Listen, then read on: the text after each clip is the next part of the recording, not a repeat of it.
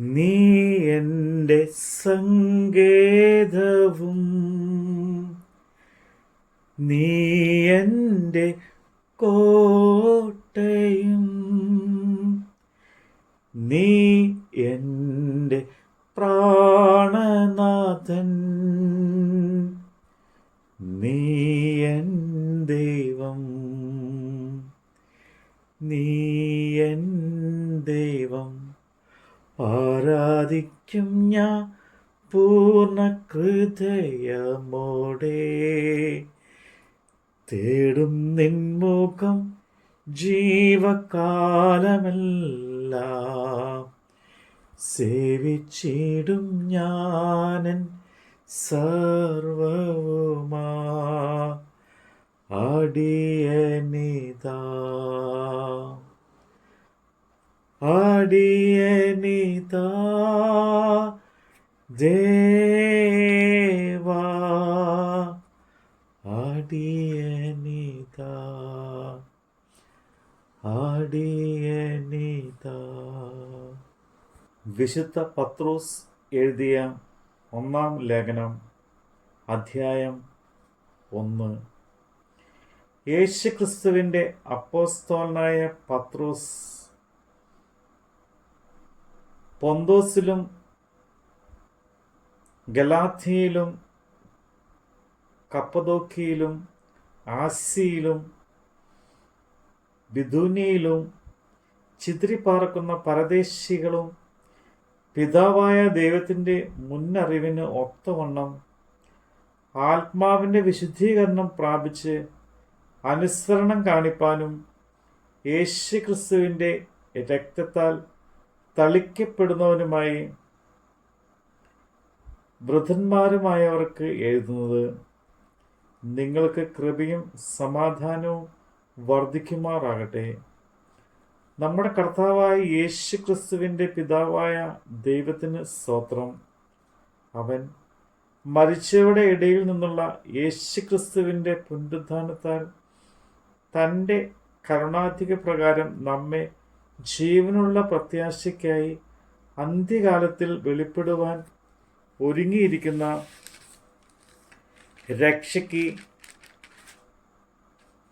വിശ്വാസത്താൽ ദൈവശക്തിയിൽ കാക്കപ്പെടുന്ന നിങ്ങൾക്ക് വേണ്ടി സ്വർഗത്തിൽ സൂക്ഷിച്ചിരിക്കുന്നതും ക്ഷയം, മാലിന്യം, വാട്ടം എന്നിവ ഇല്ലാത്തതുമായ അവകാശത്തിലായി തന്നെ വീണ്ടും ജനിപ്പിച്ചിരിക്കുന്നു. അത് നിങ്ങൾ ഇപ്പോൾ അല്പനേരത്തേക്ക് നാനാ പരീക്ഷണങ്ങളാൽ ദുഃഖിച്ചിരിക്കേണ്ടതിനാലും ആനന്ദിക്കുന്നു. അഴിഞ്ഞു പോകുന്നതും തീയിൽ ശോധന കഴിക്കുന്നതുമായ പൊന്നിനേക്കാൾ നിങ്ങളുടെ വിശ്വാസത്തിൻ്റെ പരിശോധന വിലയേറിയത് എന്ന് യേശുക്രിസ്തുവിൻ്റെ പ്രത്യക്ഷതയിൽ പുകഴ്ചയ്ക്കും തേജസ്സിനും മാനത്തിനുമായി കാണുവാൻ അങ്ങനെ ഇടവരും. അവനെ നിങ്ങൾ കണ്ടിട്ടില്ലെങ്കിലും സ്നേഹിക്കുന്നു.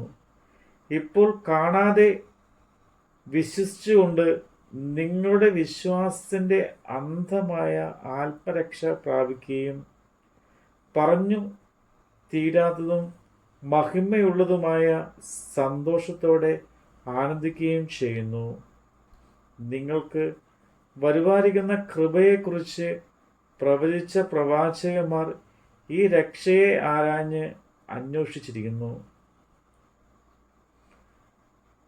അവരിലുള്ള ക്രിസ്തുവിൽ ആത്മാവ് ക്രിസ്തുവിന് വരേണ്ടിയ കഷ്ടങ്ങളെയും പിൻവരുന്ന മഹിമയെയും മുൻകൂട്ടി സാക്ഷീകരിച്ചപ്പോൾ സൂചിപ്പിച്ച സമയം ഏതോ എങ്ങനെയുള്ളതോ എന്ന് പ്രവാചകന്മാർ ആരാഞ്ഞു നോക്കി. തങ്ങൾക്കായിട്ടല്ല, നിങ്ങൾക്കായിട്ടത്രേ തങ്ങൾ ആ ശുശ്രൂഷ ചെയ്യുന്നു എന്ന് അവർക്ക് വെളിപ്പെട്ടു.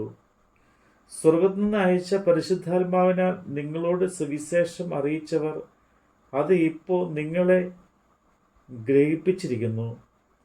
അതിലേക്ക് ദൈവദൂതന്മാരും കുനിഞ്ഞ് നോക്കുവാൻ ആഗ്രഹിക്കുന്നു. ആകയാൽ നിങ്ങളുടെ മനസ്സ് ഉറപ്പിച്ച് നിർമ്മതരായ യേശുക്രിസ്തുവിൻ്റെ പ്രതിഷ്ഠതയെങ്കിൽ നിങ്ങൾക്ക് വരുവാനുള്ള കൃപയിൽ പൂർണ്ണ പ്രത്യാശ വച്ചുകൊള്ളുവിൻ. പണ്ട് നിങ്ങളുടെ ആജ്ഞാകാലത്ത് ഉണ്ടായിരുന്ന മോഹങ്ങളെ മാതൃകയാക്കാതെ നിങ്ങളെ വിളിച്ച് വിശുദ്ധന് ഒത്തവണ്ണം അനുസരണമുള്ള മക്കളായി എല്ലാ നടപ്പിലും വിശുദ്ധരാക്കുവിൻ. ഞാൻ വിശുദ്ധനാകിയാൽ നിങ്ങളും വിശുദ്ധരായിരിപ്പീൻ എന്ന് എഴുതിയിരിക്കുന്നുവല്ലോ. മുഖപക്ഷം കൂടാതെ ഓരോരുത്തരുടെ പ്രവൃത്തിക്ക് ഒത്തവണ്ണം ന്യായം വിധിക്കുന്നവനെ നിങ്ങൾ പിതാവ് എന്ന് വിളിക്കുന്നു എങ്കിൽ നിങ്ങളുടെ പ്രവാസകാലം ഭയത്തോടെ കഴിപ്പിൻ. വ്യർത്ഥവും പൊതുപാരമ്പര്യവുമായുള്ള നിങ്ങളുടെ നടപ്പിൽ നിന്ന് നിങ്ങളെ വീണ്ടെടുത്തിരിക്കുന്ന പൊന്ന്, വെള്ളി മുതലായ അഴിഞ്ഞു പോകുന്ന വസ്തുക്കളെ കൊണ്ടല്ല, ക്രിസ്തു എന്ന നിർദോഷവും നിഷ്കളങ്കവുമായ കുഞ്ഞാടിൻ്റെ വിലയേറിയ രക്തം കൊണ്ടത്രേ എന്ന് നിങ്ങൾ അറിയുന്നുവല്ലോ. അവൻ ലോകസ്ഥാപനത്തിനു മുമ്പേ മുന്നറിയപ്പെട്ടവനും അവൻ മുഖാന്തരം ദൈവത്തിൽ വിശ്വസിക്കുന്ന നിങ്ങൾ നിമിത്തം ഈ അന്ത്യകാലത്ത് വെളിപ്പെട്ടവനും ആകുന്നു. നിങ്ങളുടെ വിശ്വാസവും പ്രത്യാശയും ദൈവത്തിൽ വെച്ചുകൊള്ളേണ്ടതിന് ദൈവം അവനെ മരിച്ചവരുടെ ഇടയിൽ നിന്ന് എഴുന്നേൽപ്പിച്ച് അവന് തേജസ് കൊടുത്തുമിരിക്കുന്നു. എന്നാൽ സത്യമനുസരിക്കിയാൽ നിങ്ങളുടെ ആത്മാക്കളെ നിർവ്യാജ്യമായ സഹോദര പ്രീതിക്കായി നിർമ്മലീകരിച്ചുകൊണ്ട് ഹൃദയപൂർവ്വം അന്യോന്യം ഉറ്റ് സ്നേഹിപ്പിൻ. കെടുന്ന ബീജത്താലല്ല, കെടാത്തതിനാൽ ജീവനുള്ളതും നിലനിൽക്കുന്നതുമായ ദൈവവചനത്തിൽ തന്നെ നിങ്ങൾ വീണ്ടും ജനിച്ചിരിക്കുന്നു. സകല ജഡവും പുല്ലുപോലെ അതിൻ്റെ ഭംഗിയെല്ലാം പുല്ലിൻ്റെ പൂ പോലെയും ആകുന്നു. പൂ വാടി പൂവ് തീർന്നുപോയി, കർത്താവിൻ്റെ വചനമോ എന്നേക്ക് നിലനിൽക്കുന്നു. അത് ആകുന്നു നിങ്ങളോട് പ്രസംഗിച്ച വചനം. നമ്മുടെ കർത്താവിൻ്റെ വചനമാണ് നമ്മൾ കേട്ടത്. നീ എൻ്റെ രക്ഷകനും നീ എൻ്റെ വൈദ്യനും നീ എൻ്റെ ആലംബവും നീ എൻ ദൈവം നീ എൻ ദൈവം. ആരാധിക്കും ഞാൻ പൂർണ്ണ ഹൃദയമോടെ, തേടും നിൻമുഖം ജീവകാലമെല്ലാം, സേവിച്ചിടും ഞാനൻ സർവവുമാ. അടിയനിതാ അടിയനിതാ ദേവാ, അടിയനിതാ അടിയനിതാ.